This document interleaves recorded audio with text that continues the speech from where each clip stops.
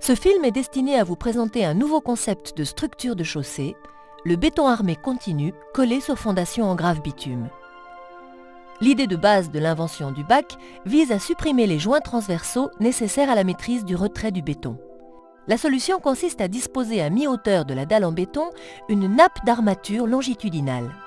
On peut de ce fait laisser le revêtement se fissurer puisque l'armature longitudinale est là pour contrôler cette fissuration et conserver ainsi l'intégrité structurelle du revêtement. La quantité d'armature est calculée de manière à obtenir un grand nombre de fissures réparties uniformément tous les mètres. Ces fissures sont suffisamment fines, 0,5 mm maximum, pour empêcher la pénétration de l'eau et garantir l'imbrication des granulats du béton, condition indispensable d'un bon transfert de charge au droit de ces fissures. Ce revêtement en bac apporte toute satisfaction à l'usager en matière d'uni, de confort, d'adhérence et de durabilité. Entre 1983 et 1995, cette technique du béton armé continu s'est développée en France grâce à deux types de structures, soit bac et fondation en béton maigre, soit bac et fondation en béton bitumineux semi-grenu.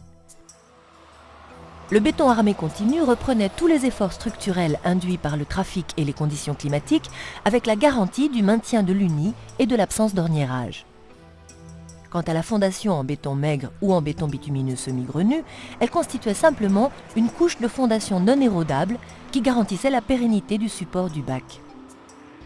Pour le dimensionnement de ces deux structures, l'hypothèse retenue était qu'il n'y avait pas collage à l'interface. Ce décollement était même souhaité pour prémunir le bac de la remontée des fissures de retrait du béton maigre. Il était obtenu, à la construction, par la pulvérisation d'une émulsion ou d'un produit de cure ou par la mise en place d'une feuille de polypropylène. Nous étions donc en présence d'une structure rigide classique constituée de deux couches. Une couche de bac, assumant le rôle de couche de roulement et de couche de base dimensionnante, et une couche de béton maigre ou de béton bitumineux semi-grenu, assurant, elle, le rôle d'une couche de fondation non érodable. Solution techniquement performante, mais pouvant être optimisée. En effet, son dimensionnement est ici pénalisé par le décollement de l'interface bac-couche de fondation. Pour réduire l'épaisseur de la structure sans modifier sa capacité portante, il faut donc remplacer le béton maigre par un matériau sans retrait, pouvant adhérer au béton, non érodable et de rigidité suffisante pour assurer un rôle dimensionnant dans la structure. La grave bitume répond parfaitement à ces quatre conditions. La structure bac plus grave bitume ainsi née est constituée d'une couche en béton armé continu d'épaisseur réduite, de 14 à 16 cm, comportant des armatures longitudinales continues et disposées en nappe, en général à mi-épaisseur de la dalle, coulée sur un support bitumineux propre et rugueux, d'une épaisseur minimale de 8 cm. Ce revêtement se caractérise par l'absence de joints de retrait transversaux. Ne subsistent que les joints longitudinaux, les joints de construction et les joints de dilatation aux approches des ouvrages d'art. Dans quel cas peut-on l'utiliser ? Le concept bac collé plus grave bitume est destiné aux routes à moyen et fort trafic, comme les autoroutes, les routes nationales et une partie des routes départementales. Il convient également à la réalisation des giratoires, fortement sollicités. Il est adapté aussi bien en construction neuve, la structure étant alors réalisée en totalité sur une plateforme support de bonne qualité, qu'en renforcement des structures bitumineuses existantes. Dans le cadre d'un renforcement d'une chaussée ou la réfection d'une seule voie, et pour garantir la pérennité du bac, il convient que le matériau bitumineux restant en place après rabotage ou fraisage constitue une couche homogène et monolithique d'une épaisseur minimale de 8 cm. Après le fraisage et le nettoyage de la couche bitumineuse, la mise en œuvre du béton armé se fera de la même manière que pour des travaux neufs.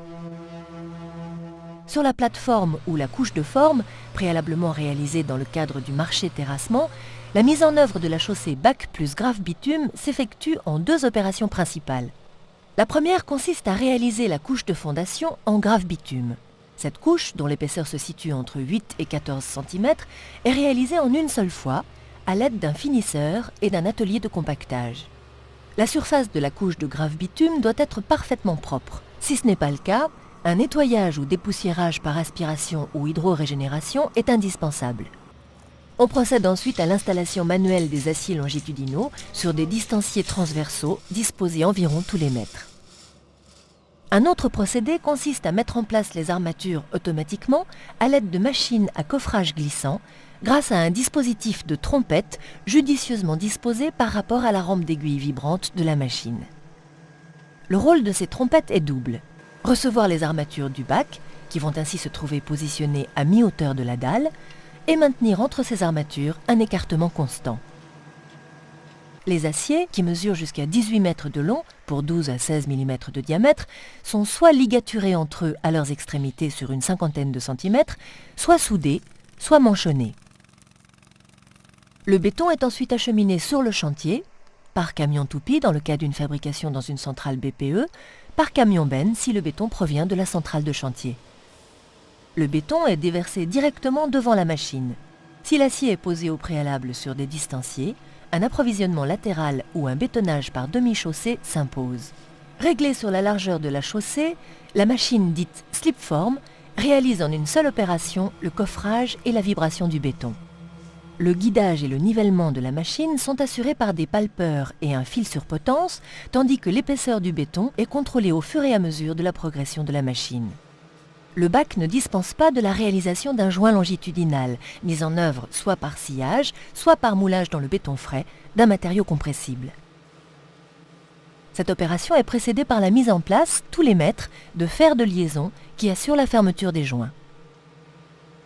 Après le passage de cette slipform, intervient le lissage de la surface du béton à la taloche, suivi d'un passage d'une toile de jute pour enlever la laitance en excès et donner à la surface du béton un aspect micro-rugueux de type papier de verre. Pour conférer à la chaussée la rugosité et l'adhérence nécessaires à la circulation routière, on procède ensuite au traitement de surface du béton par un balayage ou un striage transversal ou par des activations. L'application d'un produit de cure par pulvérisation assure la protection du béton contre les effets du vent et de la température en empêchant l'évaporation de l'eau. Une alternative au traitement de surface consiste à revêtir le béton d'une couche bitumineuse mince qui apportera l'étanchéité de surface, ce qui augmentera sensiblement la durabilité de l'ouvrage. En 1998, un chantier expérimental a été réalisé sur la déviation des Rassat-Favreau, la RN 141, au nord-est d'Angoulême, dans le but de s'assurer du bon comportement in situ d'une structure originale de type bac grave bitume, qui valide l'hypothèse du collage entre béton et bitume et optimise ainsi les paramètres de dimensionnement. En 1999, la municipalité de Mézières, en Meurthe-et-Moselle, a construit avec succès sur une route départementale une chaussée en béton armé continu collée sur une fondation en grave bitume. En 2000, la commune d'Hervaux, dans les Deux-Sèvres, a utilisé ce concept pour réaliser un giratoire à gros trafic qui relie Hervaux à Parthenay. Le bon comportement du chantier expérimental de la déviation des Rassat-Favreau a encouragé l'administration française à lancer en 2001, avec la même technique, un nouveau chantier de 10 km sur la RN 4 entre Bébain et Emmelin. Cette solution économique et originale devrait séduire rapidement d'autres maîtres d'ouvrage et maîtres d'œuvre. Parfaitement adapté pour toutes les chaussées supportant un trafic lourd, le champ d'application du bac sur grave bitume peut être aussi élargi au réseau des routes départementales. De quoi dynamiser le marché de la route en béton et redonner aux entreprises spécialisées en chaussées béton l'espoir de débouchés réguliers, dignes de leurs expertises et compétences.